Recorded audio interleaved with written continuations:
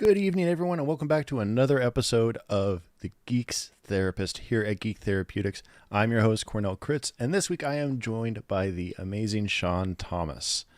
So let's get here, right in here. So, Sean, tell us a bit about you. Who are you? Where can we find your stuff? And what kind of games do you like? Well, I can be found online at thetabletop-adventure.com. And the type of games I like, oh man, that is a long list. Should I start back in Nintendo or should I just jump up to current generation? All-time favorites. All-time Top favorites. tier, Well, yeah. top tier. Let's start off with the ones that had the most meaningful impact on me. We're going to lead off with Breath of Fire 2 on the Super Nintendo. Mhm. Following that, you're going to have the classic Secret of Mana and Chrono Trigger. We're actually going to jump from the SNES up to the N64. And one of the first platformers that really opened my eyes to it was Conker's Bad Fur Day. Absolute Yes, gem. I it is loved a it. gem. And it was amazing how I managed to convince my parents at the time to purchase it for me, unbeknownst to them, the foul language and Mm-hmm. wonderful literal potty Mm-hmm. humor in the game itself. Quite literal. Uh, Going along from there, we get into the PS1 JRPG Golden Era, Final Fantasy VII, we have Breath of Fire 3 and 4.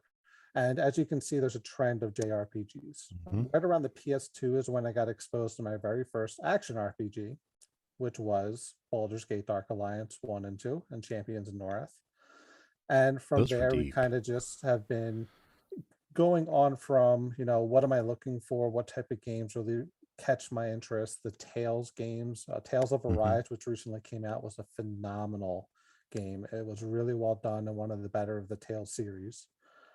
And I'm actually working through Grim Dawn as my first playthrough right now. I've heard good things. In fact, wait a minute. I think I actually have that. I have that and its expansion because I was a big Diablo player Hmm. before the whole Blizzard fiasco, and I've sworn off all Blizzard games. Same here. Which is sad because that's where I got my start as a content creator. I was the very first Necromancer build on Diablo fans. Wow. I was the one who came up with the Pale Rider for the Gift of Inarius set. Gotcha. So So when you were messing around on your Necromancer build, did you do the same that many other people did where you could see how much you could buff your pets? Or did you take the nope. route initially of where you could basically live forever and ever through lifesteal mechanics? No, not neither. I was Bone Storm. I was Okay, the bone armor set. So I had that tornado of bone around me, gotcha. and I based it. I built a tank basically, Hmm. and That's awesome. it was life per hit with the scythe, the one-handed scythe that would do each swing casts a Hmm. different curse, and then you had that aura that would kill things once they got to a certain health based upon curses on them, and Gotcha. damage Well, increased based honestly, upon how if many you're a big curses. fan of the original D2 playstyle, Grim Dawn's going to be so far up your alley, you're going to feel like you're visiting your second home. It's a wonderful game. It's on Steam right now. It's available with all three expansions. And the storyline, the mechanics, the build style, it's wonderful. You can That's awesome. multi-class in the game, and it's got all of the nitty-gritty details to allow you to pursue lots of custom builds. I was playing Path of Exile there for a while, so that's a good one too. All right. We got on a nice little tangent there. Now, about Conkers, did you ever get to try the remaster that they did for Xbox? I did, and while the remaster was a lot of fun, I feel like they did a complete disservice to the multiplayer. Something about it just lost the fun. It looked prettier, but it didn't Hmm. have the chaos and the enjoyability that the original N64 did. It might be a personal opinion, but I think based on the lack of engagement for people to hop online and play it, it makes a little bit more sense. It Yeah, just wasn't as good. fair enough. We'll have to see if it gets included on the Nintendo Switch Online expansion, being that they are getting rare Yeah. titles. You know, we were getting Banjo and we're going to get Donkey Kong, Hmm. so it would make sense. It see if, would. let's see if they're brave enough to do it. Yeah, and speaking of Brave, another game I've recently picked up and finished up was the Bravely Default series, Mm, which I I've thought was heard a great things about it. It is. If you remember and kind of pine for the previous Super Nintendo JRPG that had multiple classes, Hmm. uh, that's really right up your alley. It's got all of the love letters to the four primary crystals. It's got multiple jobs.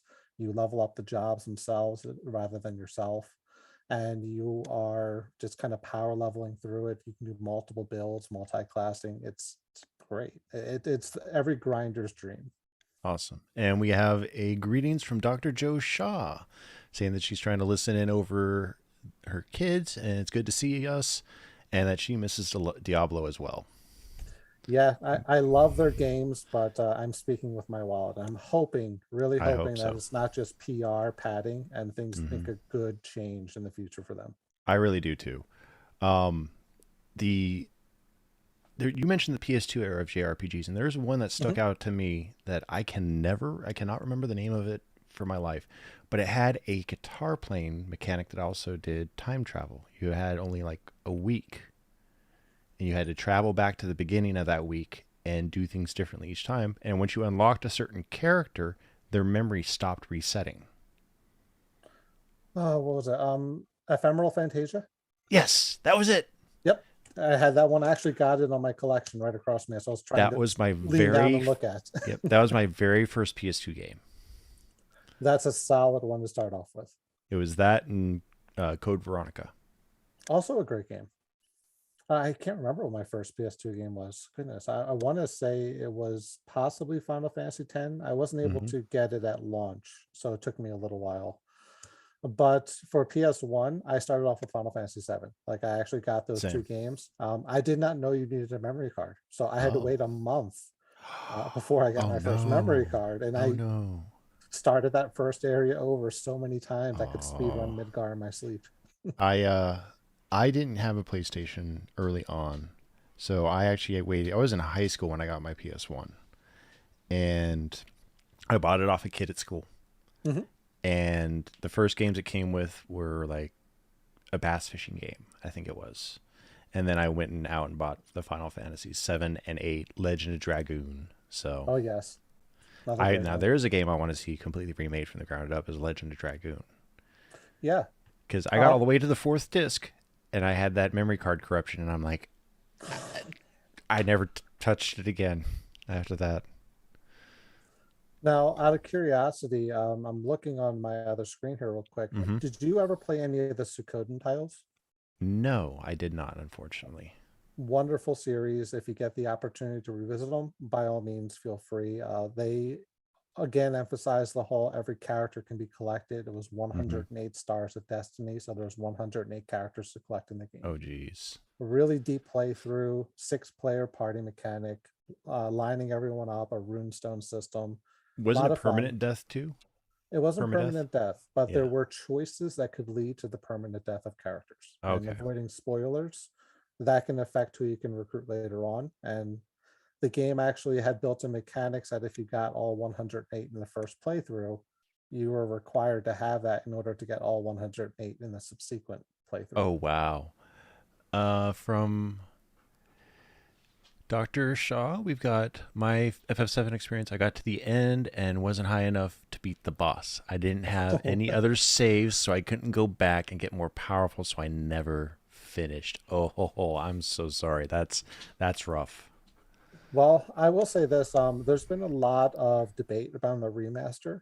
Mm-hmm. I personally really enjoyed it. I love the traditional combat system, but I would say this to anyone out there on the fence. If just remember, video games are there for your enjoyment. Yep. You don't need to play on hard difficulty on normal in order to experience it properly. Playing that game on the traditional and the easy setting will enable you to enjoy the game for the story itself. And they really do a great job on building up on a lot of the premises.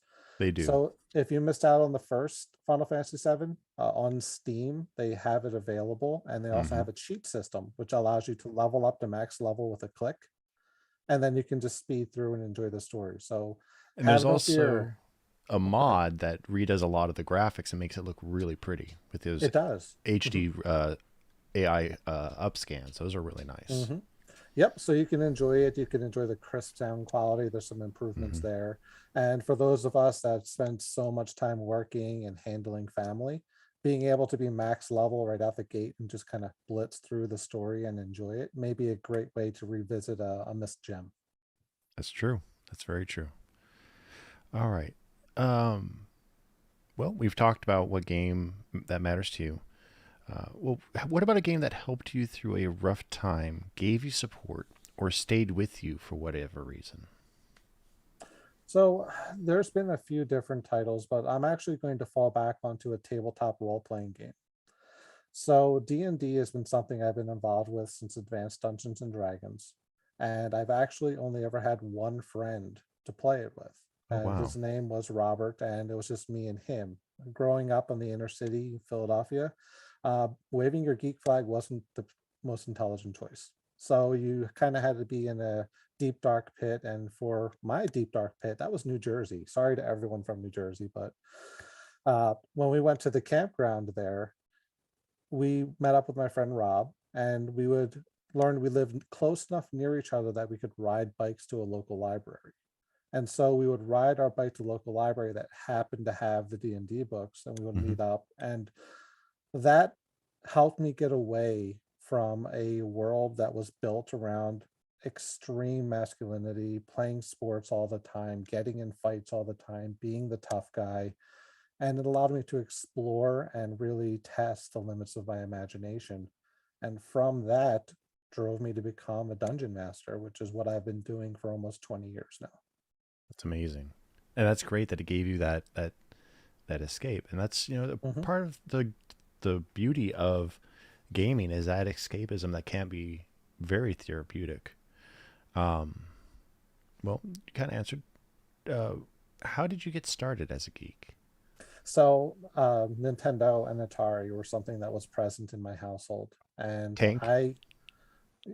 yep, oh, Tank, definitely. I Hmm. had Pitfall, I had Adventure. I remember getting this key stuck in the wall and having to restart the whole game as a result. And everyone agrees the game Superman was awful. But uh, I started off with traditional games, and then from there, I would actually sit down and I would have Army Men or GI Joes. I was the youngest, so I had two older brothers. They had gotten a hodgepodge of random Warhammer and Hero Hmm. Quest. Oh, wow. And when they got Hero Quest, that was kind of like the breakthrough of like, man, I really love high fantasy. I adore this. And so I started learning about more stuff. This is simple questions at the librarian. Do you have any books that have like magic? Do you have any books that involve swords and dragons? Hmm. And it's been a never ending, enjoyable journey since then. That's amazing. Um, why did you choose Geek Therapeutics as your training?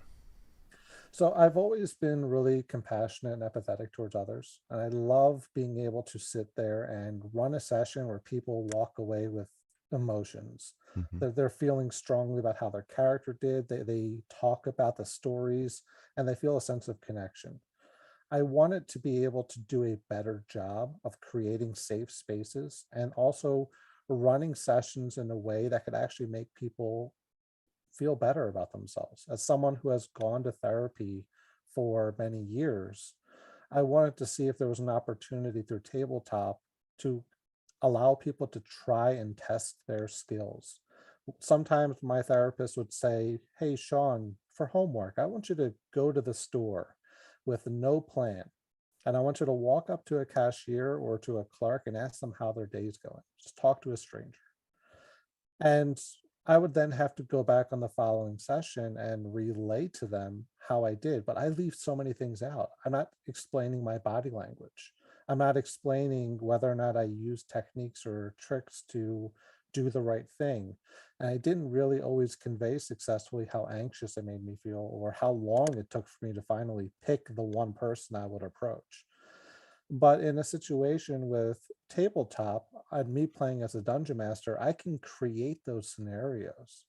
And I wanted to have more exposure outside of my own personal opinion on how that can be leveraged in order to Hmm. create enjoyable and stimulating environments that people who are working through their own issues can approach. So during these sessions, I learned a lot more about the other side of the fence. Like, for example, understanding how therapists bill and classify the documents, figuring out how they need to view this, that therapeutic lens that I was lacking so severely.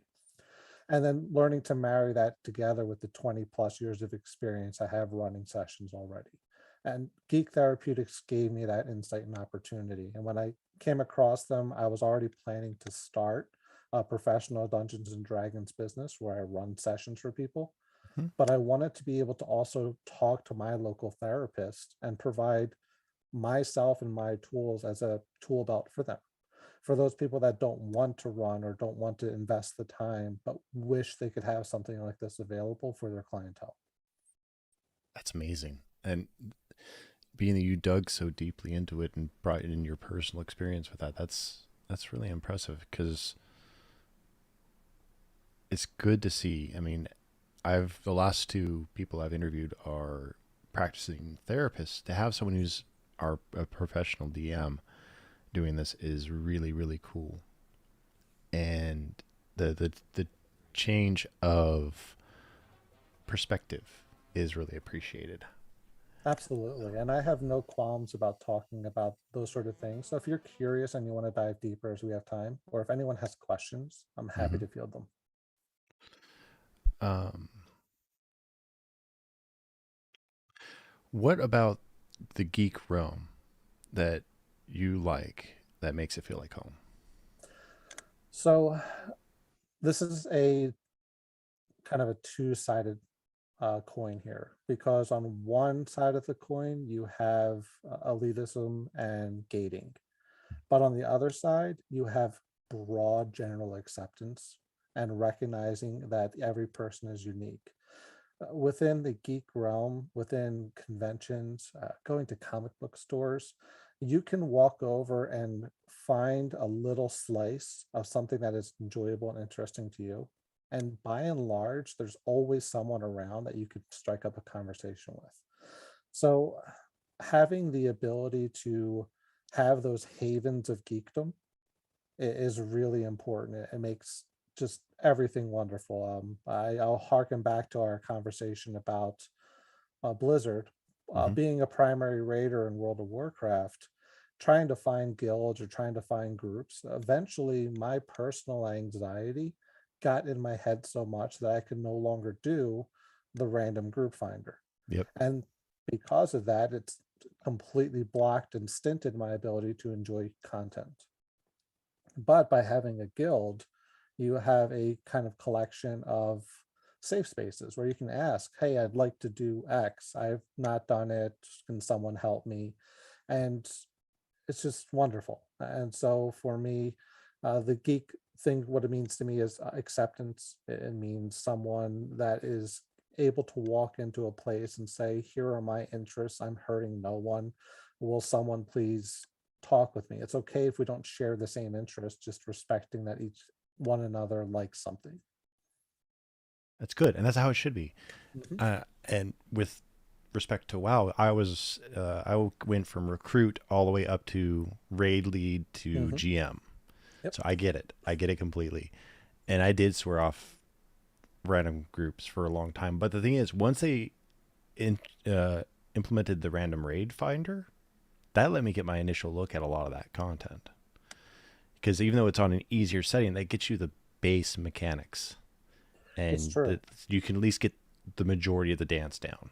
Yep. For me, since I played a tank as my main, it always fell Mm-hmm. to me to lead the group. And I eventually got in my own head where I no longer wanted to research the dungeons and raids.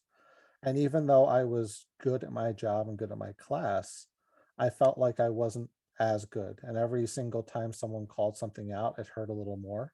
And Mm-hmm. believe it or not, that was actually my red flags for I was having mental health issues and I needed to get help. What class, if you don't mind my asking? So I primarily played either warrior, Mm-hmm. and then from there I have gone to demon hunter and never looked back. Gotcha. Paladin and Death Knight. Yep, the awesome classes as well. I am sad to say that I am one of those people that will try to climb every single wall possible in the world to see where I can go. So the absurd mobility of the demon hunter just Mm-hmm. was a it was wonderful for me. The double jump and the ability to like teleport yourself into a ground slam. I got so many places I shouldn't have been. We've got from Dr.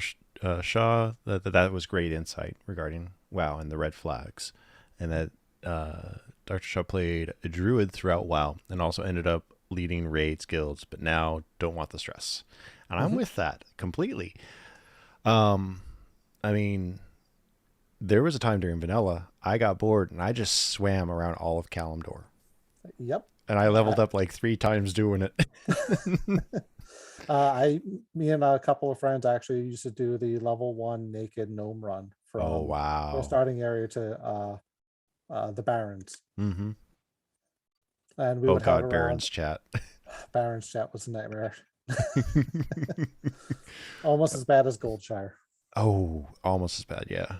The worst was leading 80-person raids in EverQuest with no raid UI buffs/heals were party only. Oh my gosh, that does sound horrible. Yes. Notebooks and notebooks of groups, etc. Yeah, that no voice chat. See, you're talking about EverQuest, and I started my MMO experience on Ragnarok Online.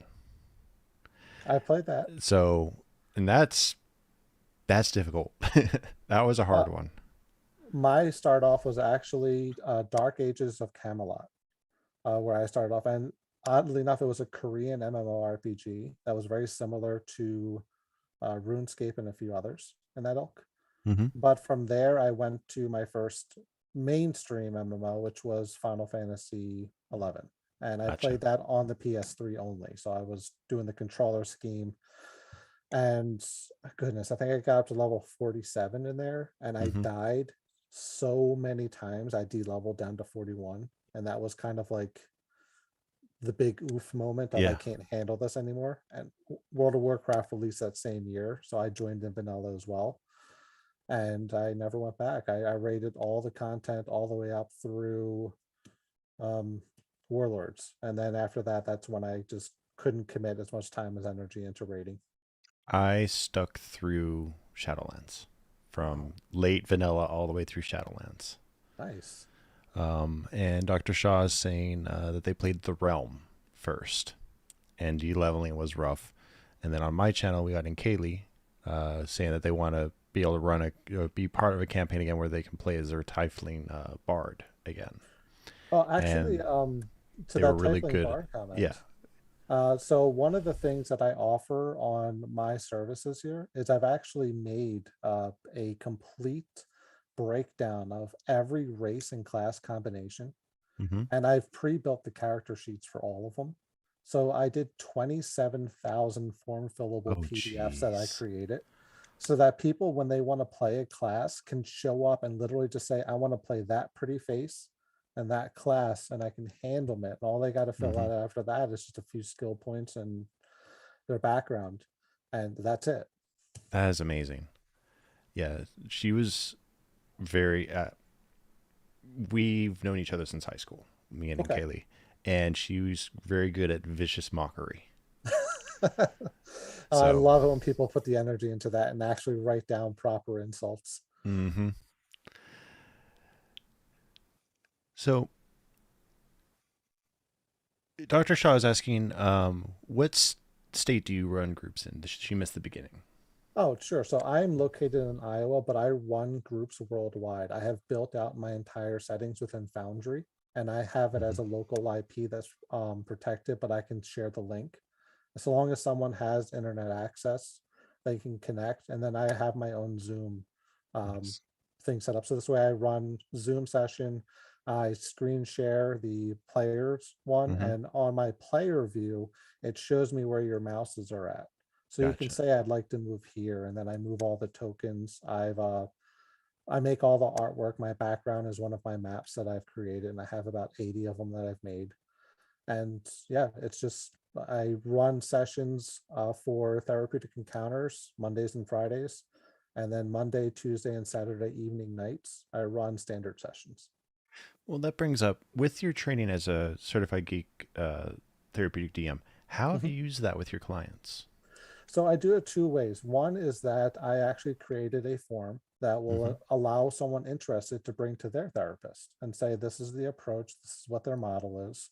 And it has all the standard, legalese that will protect myself and protect the therapist on Hmm. saying, we would like to invite Sean or his service, the Tabletop Adventure, in as a guest for the sessions. So that way they have all the necessary paperwork to allow me to join a confidential session. However, when I join, the therapist takes a back seat. They can play if they'd like, but they mostly just watch their client participate in a session where I will walk them through a one-on-one D&D session, Hmm. letting them test skills. So for example, a situation like anxiety, I may put them in a situation where they need to make snap decisions that could have an impact on other NPCs' lives. They may have to help a small child who's struggling with a bully and allow them the opportunity to view things from a new perspective. And as the player is playing through the game and responding, the therapist can watch. Is their client using techniques that they've recommended? How are they responding and how are they engaging? Where's the bleed over occurring between the character and them? And then suddenly that therapist or counselor is armed with a wealth of information. Wow, you did great with this. Hey, when you were helping Emily, the NPC, you did something great here.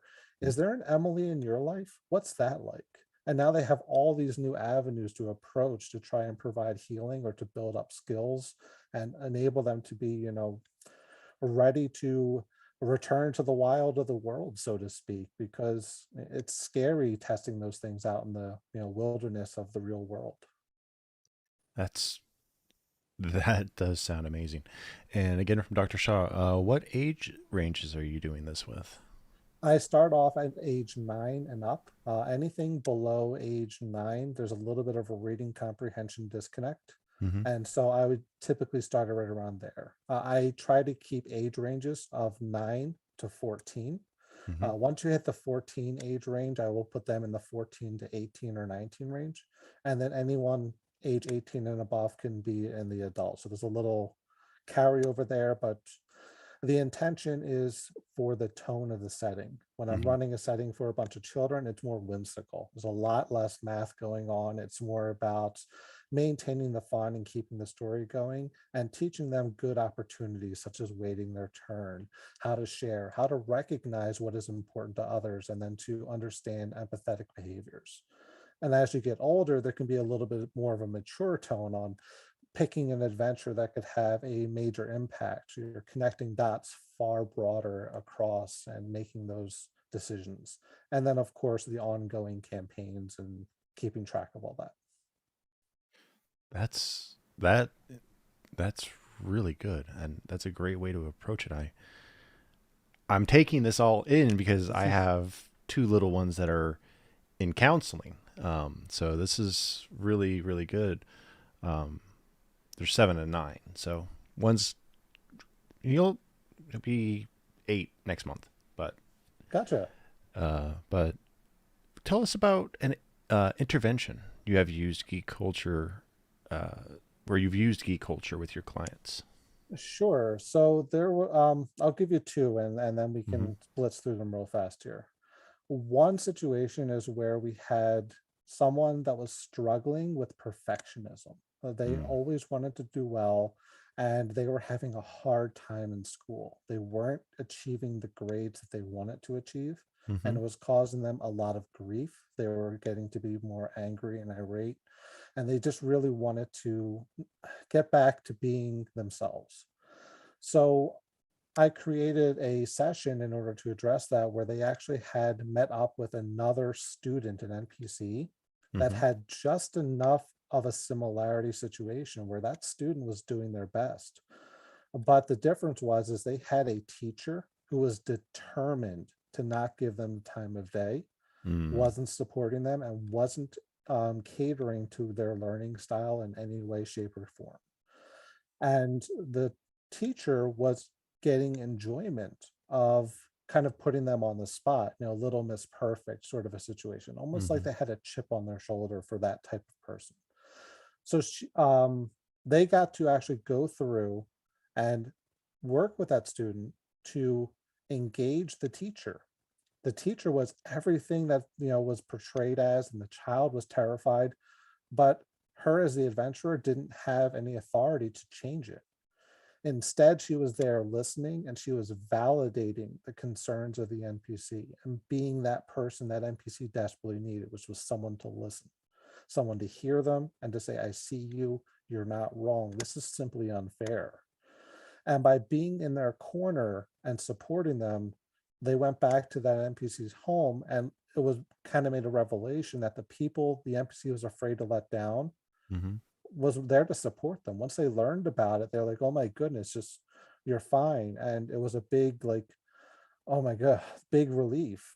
And the recap after that session was simply, so let's find out, what did the NPC do right and wrong. And so she had to think about what they did right and what they did wrong. And then I flipped it over and said, great. So if you were that NPC and you're in this situation, what have you been doing right? And what have you been doing wrong? And talking through that, it allowed them a perspective they really were missing out on. And they were super excited after that. They felt better. They recognized that they were trying to uh, maintain a level of standard that no one told them they had to, Mm-hmm. out of fear that they would be rejected if it was no longer met. And then by simply asking their parents and simply saying, am I a failure if I don't achieve this? It opened the doors, the stress went away. Because the stress went away, it allowed them to focus a bit more on the work. And then subsequent sessions from there are actually focusing on some anxiety issues. And then also behavioral issues where, again, I used NPCs either as a stand-in so that she could view them from an outside perspective and break down those NPCs on they're doing this right or this wrong. Because whenever I try to superimpose them in that situation, Mm-hmm. they don't have the same level of focus. Gotcha. Another similar one was where we focused on the death of a family member. And in this situation, we had a prominent person in the guild that they adventure at had passed away, Mm-hmm. and they needed to help that person overcome the grief by supporting them and trying to figure out what it was like. And because they were helping someone else, it really, really enabled them to pursue a lot of opportunities and avenues that let them recognize the healing process of time, allowing emotions to occur and letting them go through their course. And then being able to build on that to focus on the fact that sometimes pain is just the cost of love in the moment. And don't lose sight of the love because the pain is big. That's wow. You've you're leaving me just kind of speechless here with how beautifully you're addressing this with your clients and how deep it is. Um, how have you used the trainings that you've gone through to benefit your clients? A couple of ways. So the first one was to make sure that from a legal perspective, I needed to enable them to be safe and secure and Mm-hmm. comfortable in what is being shared. Another way I've used the training has been to recognize and differentiate the types of, uh, forgive me as I say the wrong word here, the type of issues that you work on. So that training enabled me to get a huge understanding of the different issues that different therapists specialize in. Like, I am not capable of helping someone with every single possible scenario. Mm-hmm. And instead, I went through and I found a list of all major issues, and I boiled that down and boiled it down until I came up with a list that I could successfully recreate the emotions of those situations within a D&D campaign, and in turn enabled me to then say comfortably, I can help you running command, or more importantly, no, I cannot. Mm-hmm. For example, I can handle something like gender dysphoria within a D&D campaign. However, if someone is running the issue with dealing with bipolar, that is not something I can easily convey through game mechanics and existing systems. So I would not approach that if that was a candidate or a topic of choice. I would simply say you should work with your specialist on their current recommendation. But if you have other underlying issues or things that are kind of causing a stress around the bipolarism, such as anxiety, which is always around, Mm-hmm. that's something we can approach. And you should handle that hand in hand, because the solution isn't a one size fits all. It's just an opportunity to practice and kind of get your feel out there.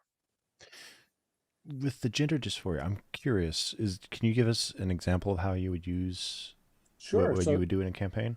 there's a whole bunch of different opportunities. For example, one of the main things that have changed within the core errata of D&D is that Mm-hmm. elves have the ability to change their gender if they prefer. They can do this during a long rest, or they can simply go from, I don't want to be a boy, I don't want to be a girl, I don't want to be either. Mm-hmm. And they can make that change. So it enables me to have an opportunity where I can create a situation, again, where a more bigoted person is responding poorly to a regular client who has made the change, and how that client rolls with it, because it's their body, it's their choice. Mm-hmm. People don't have to like or accept them for it.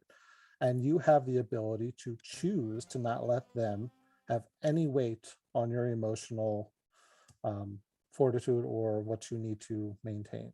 Another situation is there's a actual a cursed item, which is called the belt of sex change. So this is something someone puts on and they immediately transform into the opposite gender. And watching someone who is trying to desperately find someone to remove this curse can give an example of someone who is currently looking like one gender, but is swearing up and down, no, no, I'm the other gender. Are people believing them? Are they listening to them? Are they willing to help? And I cater all of my sessions to the individual. I learn about them and then I react to them dynamically. So all the sessions are very fluid in what would work for that particular person. And it is evoking the correct emotional response that Mm-hmm. we're trying to achieve, and allowing them to recognize and understand how things are being handled. Again, multiple perspectives are the ideal here, because multiple perspectives allow multiple avenues of approach and thus give you more opportunities to help things, either life lessons or tools or techniques to kind of sit in. Well, I want to expand on one thing that you brought up, and Mhm. that's the. Actually, it just escaped my head. I heard you say it, and then it's. I hate that. Um,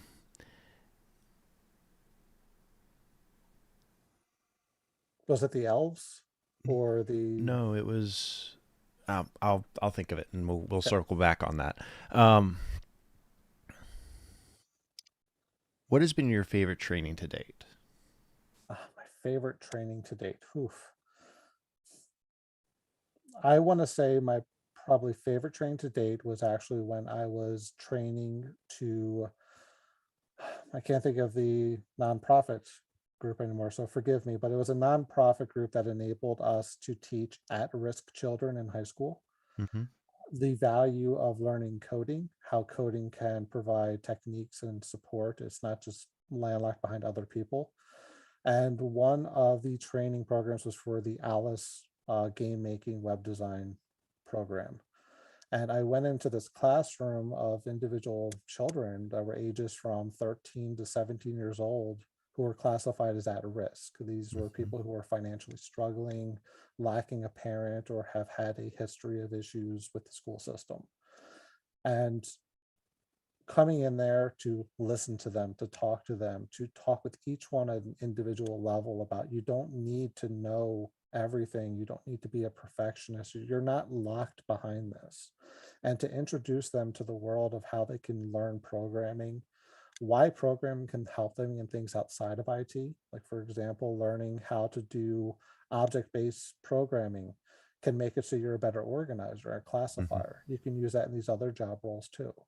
And just giving them the time of day to challenge why it's valuable and then responding to it, that was probably the best training I've ever received. That's awesome, and I can see how that can be so useful, especially with our shared background of IT. Mhm. Being able to coordinate and bundle has been huge. Definitely. I would always argue, and I've taught every single person I've trained that when you are learning something, it's kind of like a bit of a roller coaster. It's Hmm. really hard as you make that slow climb up, and then finally something clicks and you go down really fast. And a lot of people never come back up from there. They get caught in this ego that they know better, they know this the best, etc. But the reality is that's only the plateau to open your perspective. You don't really know something because you know how to fix it really good. You know something when you recognize how many different things can make it go wrong Hmm. outside of your influence and control. That's when you start getting the expertise necessary to properly approach a problem. And that is really good.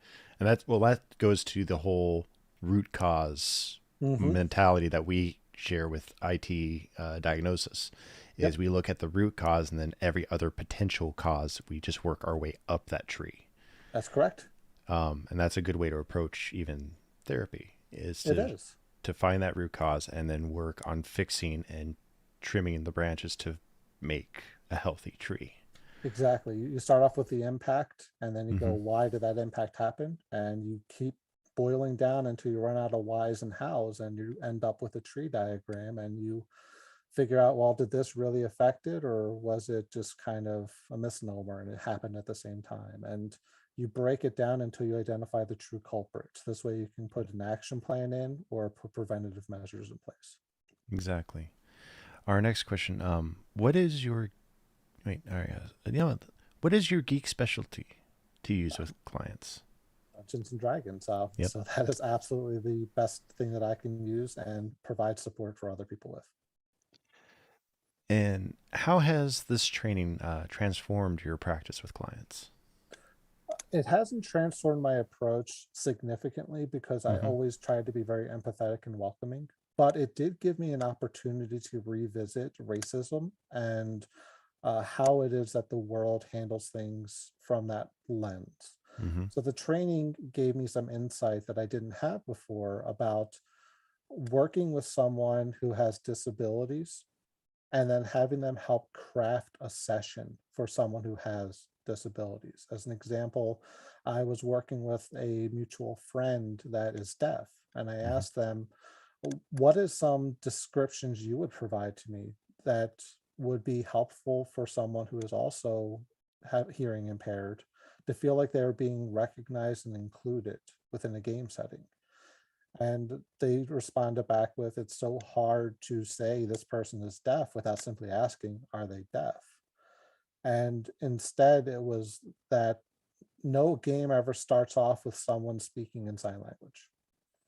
So if I Mm. really want to be inclusive, have someone write on a piece of paper, use sign language or other forms of communication to highlight that they are deaf and they are either uncomfortable or incapable of speaking. And that was great. I mean, I can create these things on my own, but I probably would have put my foot in my mouth if I did it on my own because I Yeah, wouldn't have had that unique perspective someone who's been through it has. I remembered my question now. What is you mentioned earlier that you take time to get to know the patient. Mhm. So, what are some of your icebreakers? What are some of those session zero inquiries that you make with the client? Sure. So the very first thing I do is I put myself out there. Hmm. I explain to them that I will happily do voices. I will be silly. I will be serious. You do not need to match me. You just need to be comfortable and respond. And if you feel brave enough that you want to talk in a high pitched tone, or if you want to pinch your nose and jut out your jaw so you sound more orcish, you go right ahead. But for session zero content, I always explain things that I am uncomfortable with. And I highlight that I'm not going to tell them why I'm uncomfortable because you shouldn't have to tell me why you're uncomfortable. I should just respect that. So then I go through and I tell them I'm uncomfortable with this, that, etc. These are hard no's and these are things that need to remain behind the veil. They'll Hmm. happen, but we're not going to focus on them. And then I invite them to then provide a list and with no explanation from there. And after that, we talk a little bit about what made them choose their character, what do they like about it, what's sort of getting a feel for how approachable they are, how comfortable they're feeling. And I asked them, what's one thing you would like to have coming out of this session? Like, what's one thing you want your character to have? Not you specifically, but your character. Yeah. And that gives me a tone of direction to use for the session to help break the ice in game. But otherwise, it's mostly just ensuring them that they're okay. They don't need to know the rules. I've got all of it memorized. All they need to do is just simply respond to my prompts as how they feel comfortable, and I will color in the picture with them. Gotcha. That's great. That's a good way to put it. Coloring in the picture together. I like Mhm. that a lot. That's a great way to approach tabletop roleplay or roleplay in general, is that you're creating a piece of art together. Yep. It's not just them. It's not Mhm. all the pressure on them. It's all you two together as a team. I like that a lot. Have you gotten any pushback from outside sources about using geek therapy? No, I No. have not. As a matter of fact, most of the professional therapists I've spoken to are ludicrously excited for the opportunity. Not many of them have heard the term geek therapy, but Hmm. they also didn't question it as well. And I give credit to the people who have been pioneering these efforts for the past 5, 10, 15 years to get anime, books, and Hmm. traditional tabletop games kind of recognized as therapeutic tools and approaches. That's awesome. That's what I'm working towards with these board games that I have to review. Is I to give therapists options that aren't just Hasbro, Milton Bradley, the classics. Mhm. We have something from Dr. Shaw again. Feel like it's breaking the fourth wall in a sense, doing that. As in our clinical training, we are slammed with don't self-disclose, etc.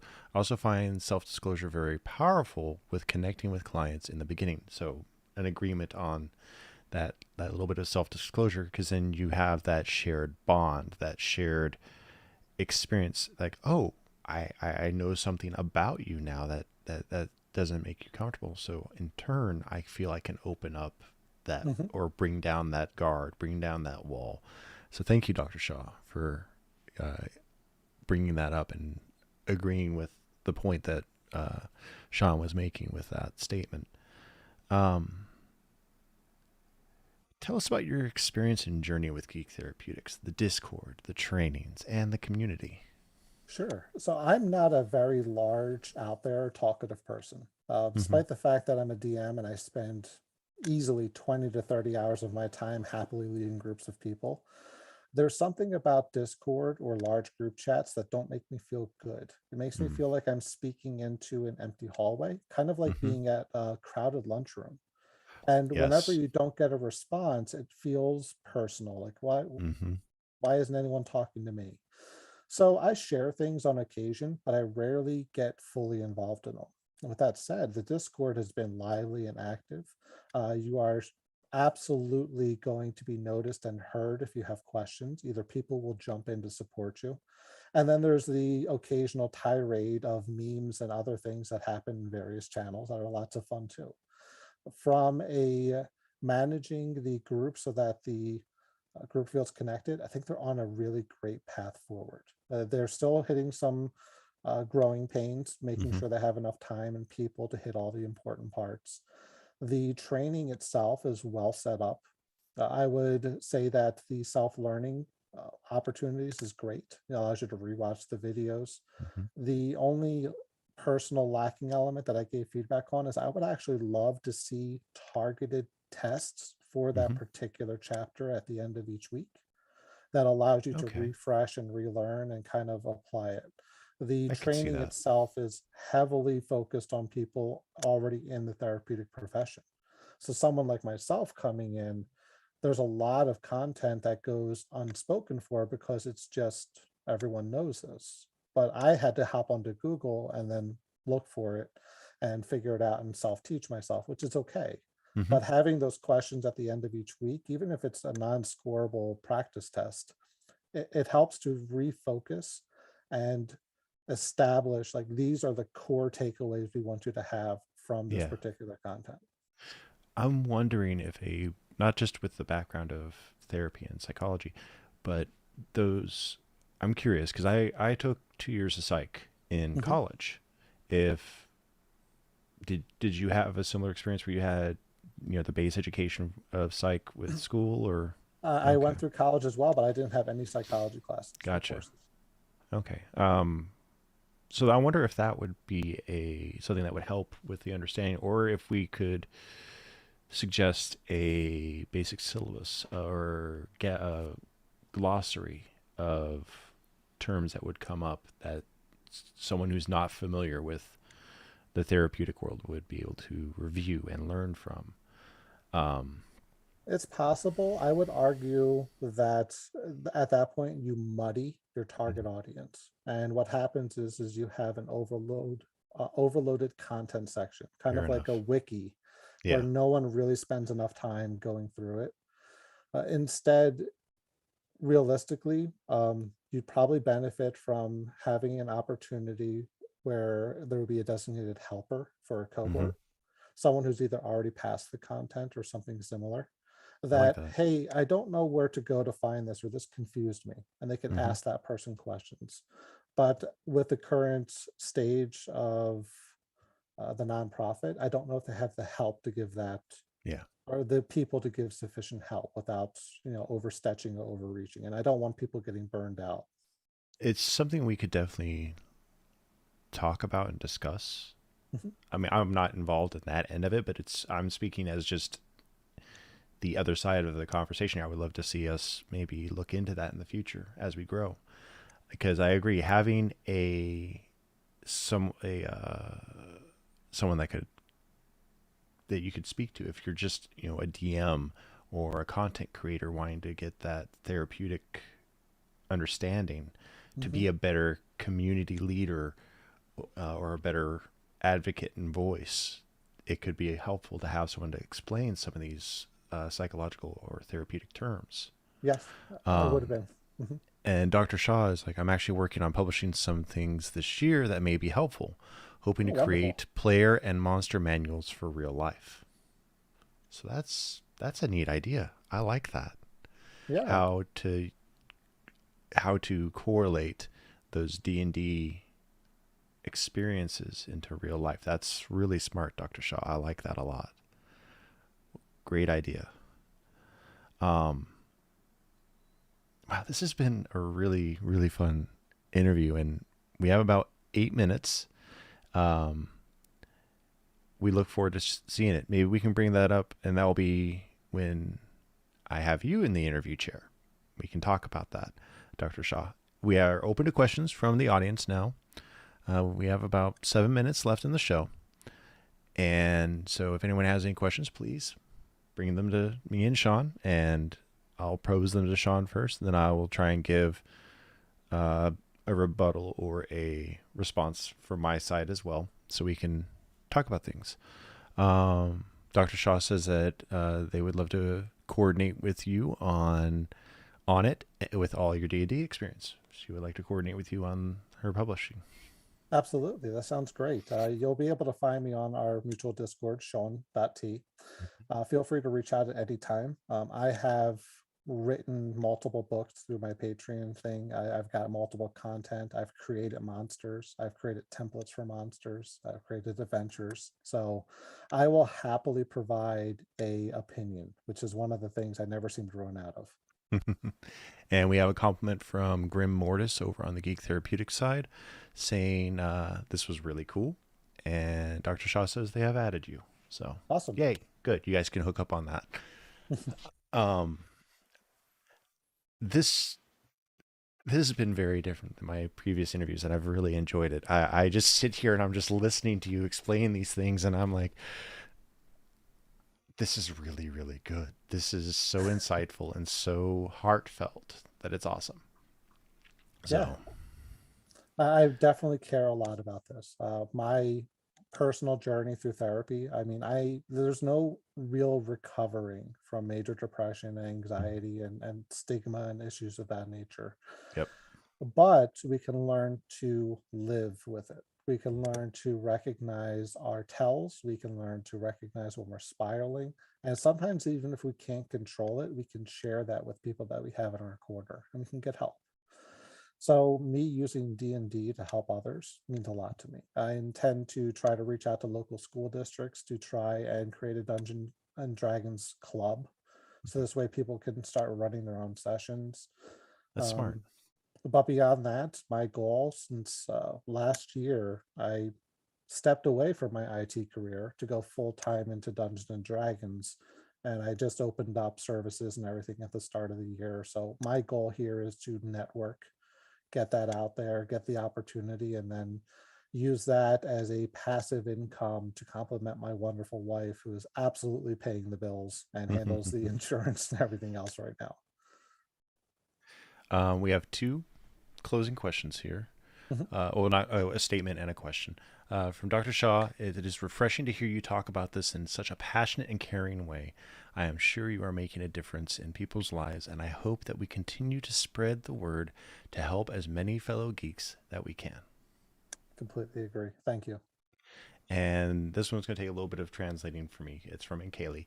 Um, that she's been battling depression as a military spouse.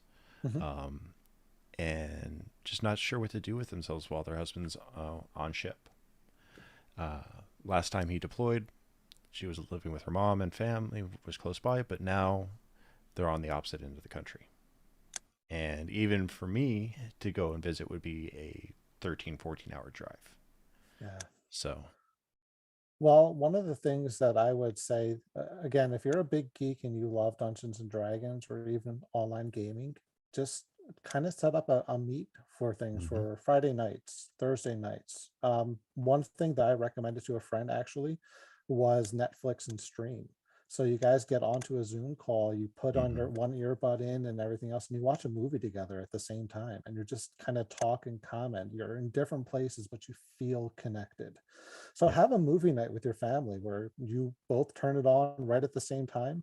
Netflix and Disney allow you guys to watch things multiple and yep, kind of start it for everyone. And as for like gaming, something like my service where I have events, there's lots of other places that provide online events as well, where you can yep, do things together online. You can get a board game going. And if you just have a 3-hour movie night once a week, it's something to look forward to. And that helps you kind of prepare for it. And if you're the one coordinating it, I guarantee you're going to spend a lot of time preparing and looking for those items and trying to get people on the same page. So it helps. yeah. I've traveled as well with the military, and I know it's hard to be apart from people. So having that reason to connect, that thing on the schedule, it's a wonderful light at the end of the weekly tunnel. That's honestly why I stream myself. It's a way for me to deal with my depression and my loneliness. I and Kaylee knows this. I'm a very social person. Mhm. I will walk up to anybody and just talk to them, and that's how I thrive. Is that I love being in a public setting and just talking to people. I thrive off that energy. Some people have called it, being an energy vampire. I just Yeah. enjoy feeling that crowd and interacting with them. Streaming as a content creator is big for me in that regard. It helps me from getting, that voice of the void in my head, as we talked about earlier, Mhm. um, and just have fun and make new friends. Exactly. So, And for something, again, I'll plug my own services. mm-hmm, I have a 6 group class session. So it means as you schedule an item, you can look and see if a class has a member or not. And it allows you to meet new people by mm-hmm, going into there. And one of the big pulling points that I have for my sessions is I go and talk to other people that are either attending therapy, or they're at conventions, or they're at our, friendly local gaming store. It's if you want to meet someone new, I'm running the content. You just need to show up and have a good time. And yeah, I guarantee you, you're going to make memories and friends at least most of the time you show up with these. And those connections will enable you the chance to make friends. We're no longer hostages in school, thus no, forced to make friends. So we need to kind of create those situations where we're stuck in a room with people in order to make acquaintances and allow them the chance to become a friend. I could have said it better myself. That's great, and there's so many different avenues to do it. So Mhm. again, tell us what your service is, where we can find it, and other social platforms we can find you on. Sure thing. So, Dungeons and Dragons as a service, where I offer standard sessions and therapeutic sessions as well as multiple events. I can be found on thetabletop.adventure.com. Mm-hmm. You can find me on Patreon on slash the Tabletop Adventure. And you can also find me as the Tabletop Adventure on Facebook. So you can find me on any of those platforms. And I look forward to hearing from any of you. Hopefully you can make an account on my website where I can let you know if any deals or specials or events coming up.